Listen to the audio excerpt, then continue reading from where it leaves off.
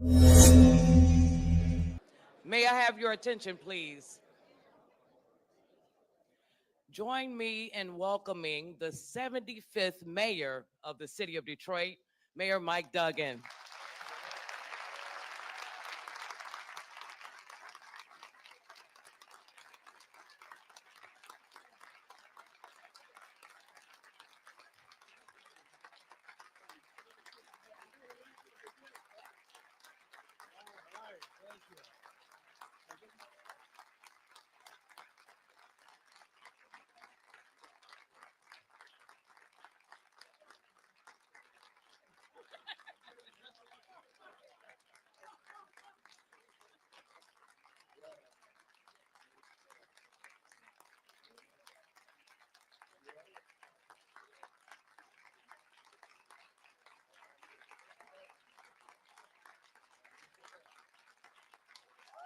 All right. Well, I'm glad to see everybody in such a good mood. Please sit down. And I wanted to do this announcement today at City Hall, talking to the city employees. It seems like the right way to do it. I spoke to the employees in this room exactly 12 years ago after the election, and the feelings were a little different. And for those of you who hung in here, you took 10% wage cuts, you had your health care cut, you had your pension cut. And as we stood in this room in November of 2013, you told me you were going to have the Thanksgiving and Christmas season with your family asking you, are you going to be laid off? Are you going to lose your job? And I asked you then to hang with us, that we needed you to stay here while others were leaving. And it was hard. 1,000 people a month were moving out of the city. 3 council people left in a matter of 3 months. We lost a 4th a few months later. But you stayed for the people of the city of Detroit who stayed. And for that, I'll be forever grateful. The men and women of the police department, I don't even know what to say. You were working for $15 an hour on mandatory 12-hour shifts in the city with the highest homicide rate in the country. And you stayed with us.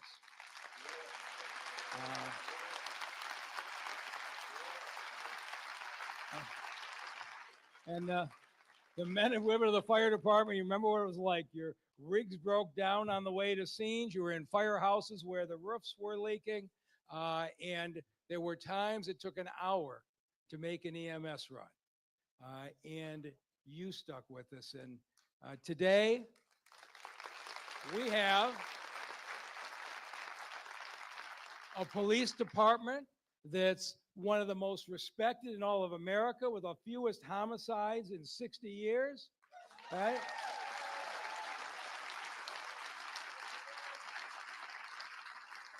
A fire department where the firefighters got cross-trained as medical responders, and we're now to an EMS run in 7 minutes and 30 seconds, as fine a record as there is in the country. And to all the other employees, you remember what it was like. If you went on your computer, the Microsoft was 8 generations old. You couldn't even open attachments, you remember? That's if your computer worked at all. But it is a very different situation today. And today is a day for thank yous. To my family, my wife, Sonia, my mom, Joan, is here, my son, Ed, my brothers, Jim and Dan. When you're in public service, your family is in public service with you. To the members of the cabinet who have overcome enormous odds. When they signed up for a cabinet in a bankrupt city, they weren't sure how it was going to work out for their careers. But they've done a terrific job. The members of City Council who have been full partners in Detroit's recovery for the last 11 years, thank you for what you have done. My friend, County Executive Warren Evans, who has been with us shoulder to shoulder from day one, to the business community and the labor community. Dan Gilbert from downtown, to the work he's done in the neighborhoods, the Illich family and what they did, and then bringing in Arntellum and the Pistons and having that entertainment center downtown.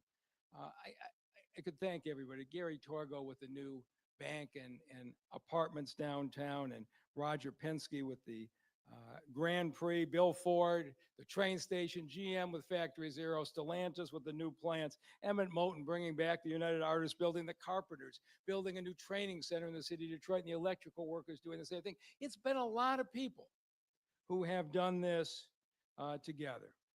The 176 Motor City Match businesses, right?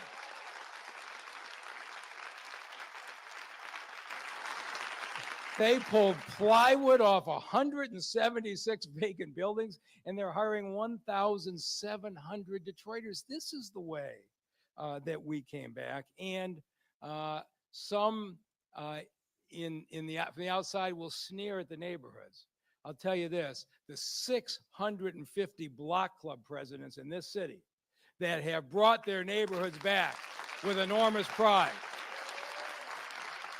You saw the University of Michigan report in 10 years, homeowners in this city have gained $4 billion in wealth as property values have doubled and tripled across the city.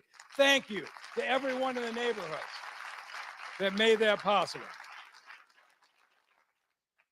But mostly today, I want to say thank you to the people of the city of Detroit. Being a big city mayor is kind of rough in this country. I watched my fellow mayors in San Francisco and Minneapolis and Chicago get voted out after their first terms. I watched mayors in Nashville and Atlanta just leave after their first terms. But for 11 years, the people of the city have been kind and supportive. Every neighborhood I'm in, every church I'm in, every store I'm in, it has been truly remarkable. And I want to talk to the people who are with me in 2013.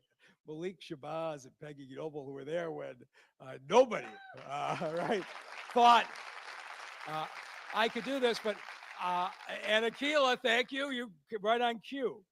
But in 2013, I was a kid who grew up in Detroit and remembered the city as a magical place and thought I could help. And I decided to go house to house and talk to people about how I thought I could fix the street lights and do the abandoned houses. And I did these house parties. 250 people opened their homes, and I sat in living rooms, and I thought we were going to talk about the drug houses in the neighborhood. Peggy hosted the third one. But when I got into those living rooms, the conversations were not what I expected. And they transformed me. But you know what the conversations were about? Most times, I drove myself to every one of these, and most nights I was the only white face in the room. And I talked to people across generations, and they didn't want to talk so much about the city. They wanted to tell me their story. And night after night, I heard the most powerful stories from our seniors growing up in the Jim Crow South, and to hear firsthand the stories of the separate bathrooms and drinking fountains, and yes, the back of the bus and the treatment they had received in the South. How when they came up to Detroit in the 40s and 50s, they weren't ready for the discrimination they received in neighborhoods they weren't allowed to move into, and jobs they were passed over for, and the treatment at the hands of police officers. And as this generation built this city and built their homes, they watched it be taken away from them with the financial and economic collapse of the city of Detroit. But mostly what they wanted to talk about was, could somebody who looked like me really understand their pain and their history and really support their aspirations? They were the most powerful meetings I've ever been in. And of course, I'm not shy. Right?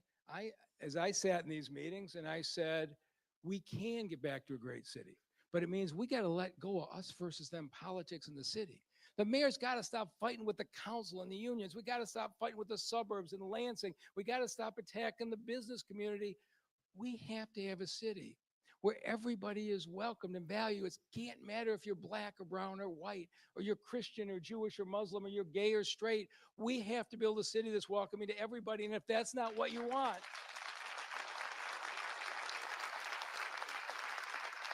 I said, don't vote for me.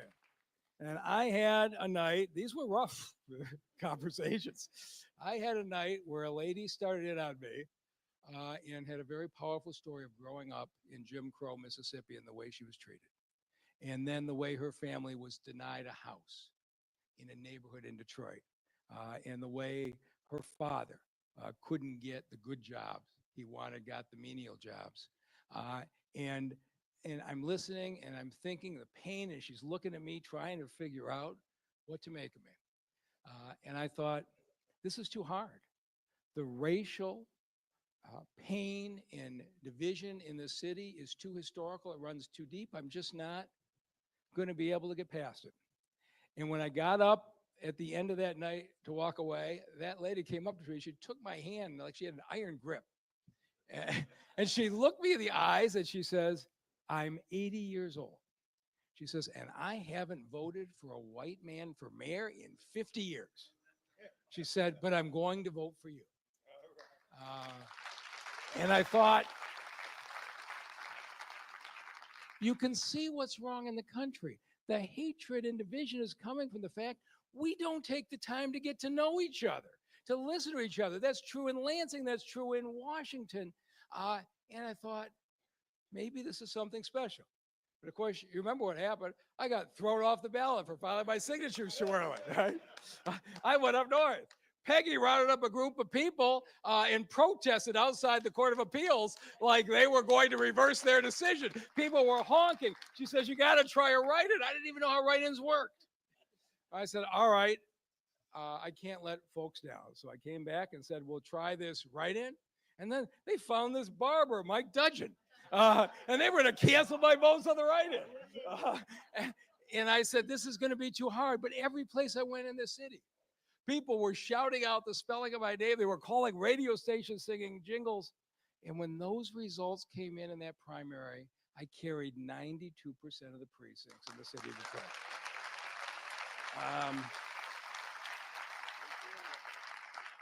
A large part of who I am today was shaped in those living rooms in 2013. And I will be forever grateful for the people who had the courage to open their hearts to me and make me understand. I stood here in January of 2014, and I said, I want to be judged by one thing.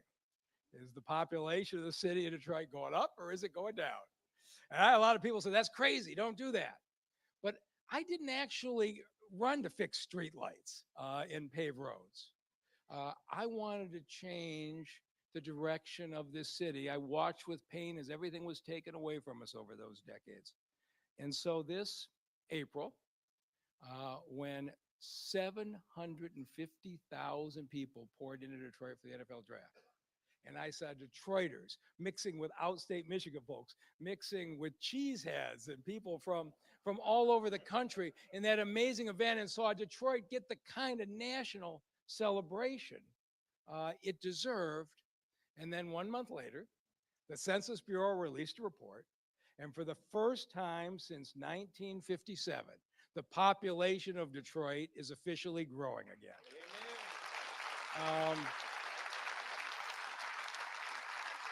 And so, as I thought about it, I realized that I had done what I set out to do. This really was what I wanted to contribute. And here's what else I know. There is a huge amount of leadership talent in this city. There is leadership talent among our elected officials, among our clergy, among our business community, among our neighborhood community. There is talent in this city that can continue the recovery of Detroit and have it extend to more people and be more inclusive in where we're going. And so with that realization, I realized it's time. And so today I wanted to be here with the employees to tell you that it's time.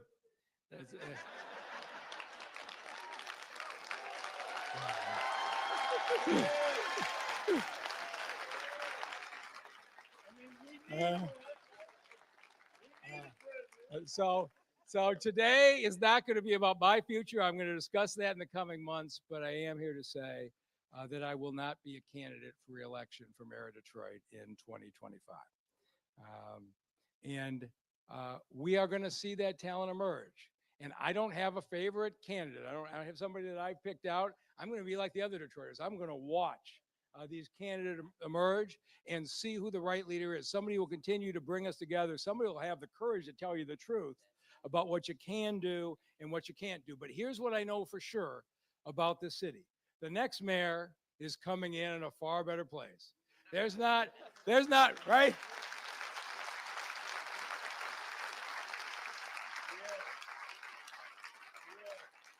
There's not 47,000 abandoned houses in this Detroit. We're down to 3,000, and Lawan's knocking that number down every single week. We're not billions of dollars in debt and bankruptcy. We've had 10 straight balanced budgets, an investment-grade credit rating, and we're leaving the city with $500 million in reserves in the rainy day fund and the retiree protection fund. This city is prepared to weather what comes. And so I am very confident in our city's future. So as I say, I'm going to talk about my future some weeks in the future, but today I want to talk about the city, because all of us here, as soon as this ends, we're going back to work. All right, we got 13 more months to go, and we do have a new president, and that's going to be a challenge. We were very fortunate in that Joe Biden is the best friend Detroit ever had in the White House. But Donald Trump promised that when he became president, crime was going to go down in Detroit and economic development was going to increase. And so we're going to see whether that was serious. And I'm going to start by looking for common ground.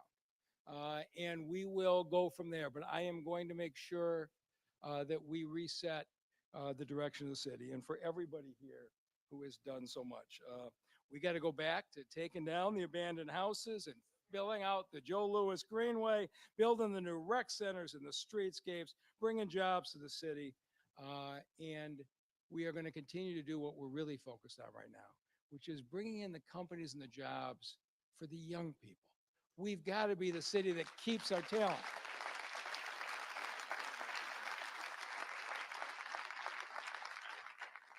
I really believe Michigan's greatest export is not cars right now. It's our young people. And the city of Detroit is taking the lead in creating a community where that young talent wants to stay. And we're going to be doing that every day for the next 13 months. But I just want to say now to my fellow Detroiters that being your mayor has been the honor of a lifetime. I will forever be grateful. Thank you, and God bless you.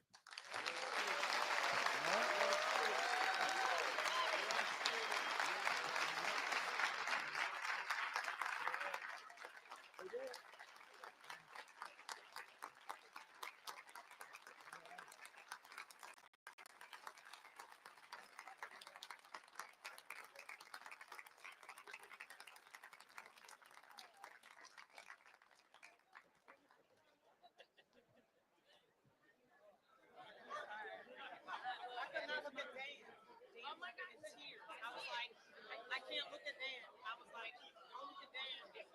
Don't cry.